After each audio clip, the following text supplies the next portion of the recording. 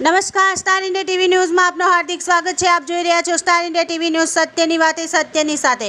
આજ રોજ તારીખ 13/6/2024ના રોજ વિશ્વ હિન્દુ પરિષદ અને બજરંગ દળ ઓલપાડ દ્વારા પુતળા દહન। 9 જૂનના રોજ કાશ્મીરના વૈષ્ણવ દેવીથી શિવખોડી જઈ રહેલા હિન્દુ યાત્રાળુઓ ઉપર પાકિસ્તાન પોષિત આતંકવાદીઓ દ્વારા અંધાધૂંધ ગોળીબારી કરીને નિર્દોષ 10 જેટલી માતાઓ, બહેનો તથા નાના બાળકોની નિર્મમ હત્યા કરીને કરુણ નરસંહાર કરવામાં આવ્યો હતો, જેના વિરોધમાં વિશ્વ હિન્દુ પરિષદ બજરંગ દળ સુરત વિભાગ દ્વારા આજ રોજ કાશ્મીરમાં વર્ષોથી પાકિસ્તાન પોષિત આતંકવાદ હિન્દુસ્તાનને ચુનૌતી આપી રહ્યું છે।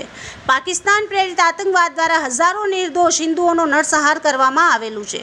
ભારતની નવી સરકાર શપથ લે તે પહેલા કરવામાં આવેલો આ હુમલો ભારતની સંપ્રભુતા સામે ખતરા સમાન છે।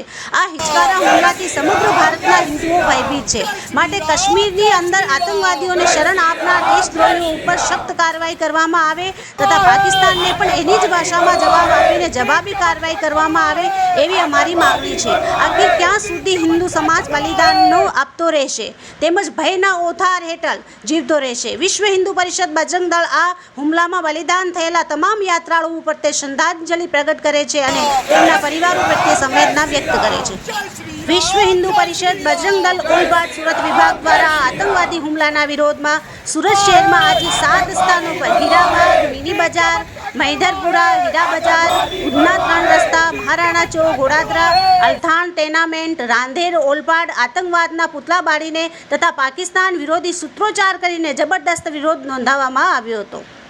Star India TV news Olpad reporter હરે કૃષ્ણભાઈ ભટ્ટ, જિલ્લા સુરત।